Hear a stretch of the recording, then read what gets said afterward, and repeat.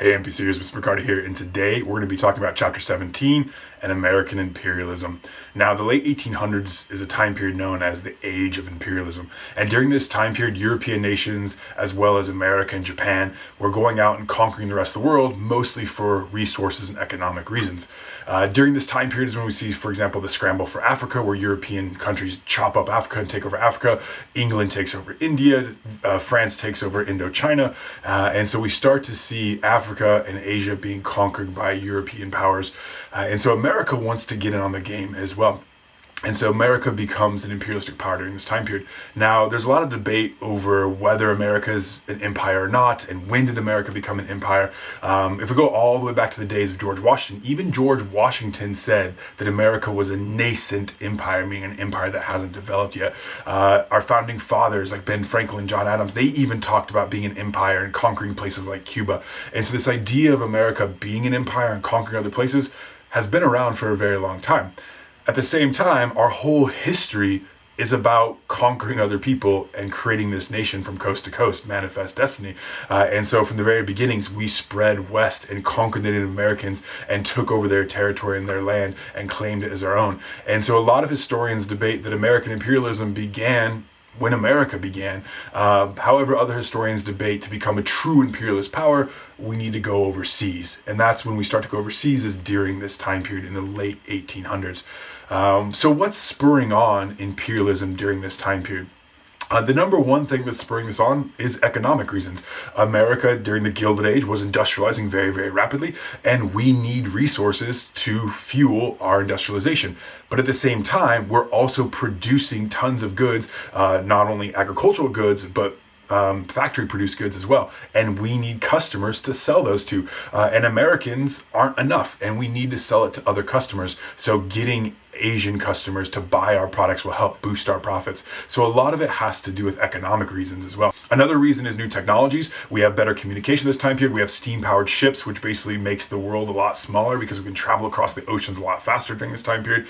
There are also racist arguments. The idea of social Darwinism, right? Taking Darwin's theories of evolution, survival of the fittest, and applying them to human society. And a lot of people believe that the white Anglo-Saxon race was meant to dominate the rest of the world. Josiah Strong, a famous preacher of the time period, believed that it was our job as white Americans to go conquer the rest of the world and uplift these heathen savages. And so there's a very racist argument to imperialism at this time period too. There's the power argument. And so as European nations were chopping up the world, America saw themselves as a leading power. And the only way to compete with European powers was to get land as well. And so we wanted to jump in on the game before Europe took it all. Alfred Thayer Mahan, who wrote a book called The Influence of Sea Power, basically encouraged America to build a massive navy. Before the time period, before the 1890s, our Navy was pretty much non-existent. But Mahan basically said the next global power is going to be a naval power. Like land armies are no longer important. It's a naval power that's going to be important.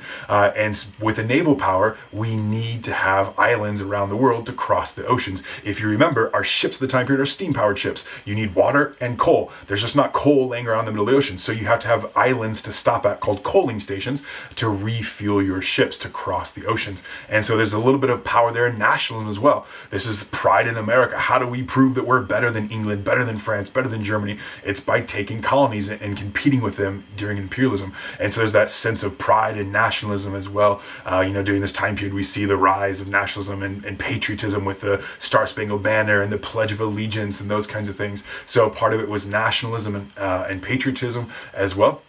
And then we also have a problem with the frontier. In 1890, the U.S. Census was released and claimed that the western frontier is closed. We've settled the West. Manifest destiny is complete. And as Mr. Stafford mentioned last week in his videos, the West has always been seen as this like pressure release valve. Anytime we had tension building up in the country, we just moved west. All of our resources for industrialization were out in the West. Well, now we've settled the West. We've tapped the West. Those resources have been tapped. The land has been settled, and we don't have anything else. And so now people started to worry after 200 years of America being built on the idea of Western expansion, that's no longer there. So what does America's future hold? And so that concerned a lot of American citizens. Well, we can just start going overseas and continue to manifest destiny. And so once we spread out to California, into the Pacific Ocean, we still go beyond that. 1867, William Seward, the Secretary of State, we buy Alaska from Russia. It's called Seward's Folly because there was nothing there. We didn't know about the oil and the gold yet. And so it was just this frozen icebox. But we used the islands, the Aleutian Island chain, for coaling stations to cross the Pacific Ocean. And so most people thought it was a mistake to buy Alaska until, of course, we discover gold. So those are the major reasons. It's mostly economically driven, nationalism, patriotism, about power and naval power. It's also a little bit of racism and social Darwinism mixed in there as well. One of the big differences between manifest destiny and imperialism is the idea that this economically driven imperialism, we're not moving to the Philippines, we're not moving to Guam and using that territory to settle. As in the West, we move there to settle and take that land and become farmers, but we don't see Americans in mass hordes moving to these countries to basically settle in those countries. We're doing it for trade, we're doing it for economic reasons. So to give you a couple examples here, our main focus was definitely Asia.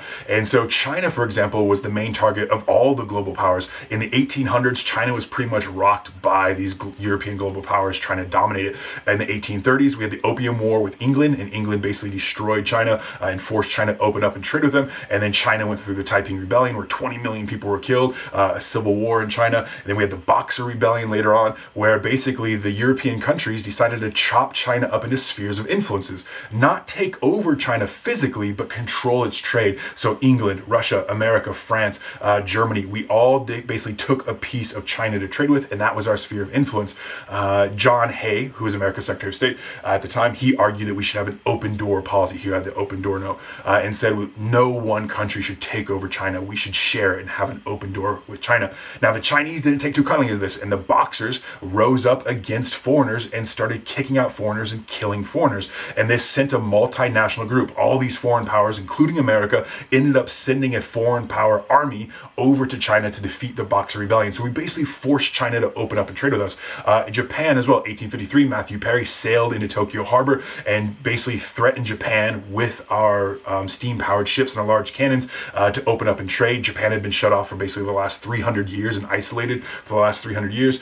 He gave them 1 year. And he came back a year later in 1854 and forced Japan to sign the Treaty of Kanagawa. This opened up Japanese ports to American trade. So now that we were trading with China and Japan, we needed to get our steam-powered ships across the Pacific Ocean, and we got to refuel. And so that's when we get into Hawaii, Wake Island, eventually the Philippines, Midway Island.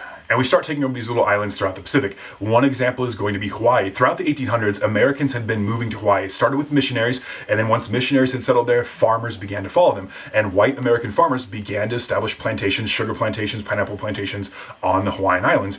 We even rented Pearl Harbor, leased Pearl Harbor as a refueling station, a coaling station for our ships going across the Pacific. In 1893, the new Queen of Hawaii, Queen Liliuokalani, basically didn't want the foreigners taking over her country, and so she was going to kick the foreigners out. So the white farmers in Hawaii, the white American farmers in Hawaii, rose up and overthrew Queen Liliuokalani with the help of the U.S. Marines and basically put her on house arrest, took over the government, made their own white government of Hawaii, made their own constitution. You may know Sanford Dole. He was one of the guys in charge of this and became the governor of Hawaii. Of course, the Dole Fruit Company today. So they basically took over Hawaii. They asked to be part of America. At the time period, Cleveland shot them down because Cleveland thought it was un-American to take over Hawaii against their will. But eventually, by 1898, we did annex Hawaii, and Hawaii officially became part of America. So we basically stole Hawaii from the Hawaiians for economic gain. Hawaii wouldn't become a state, though, until 1959. So that's one example of American imperialism. In the next video, we'll talk about the Spanish-American War, which is the war that puts America on the map as a world power. Thanks. Bye.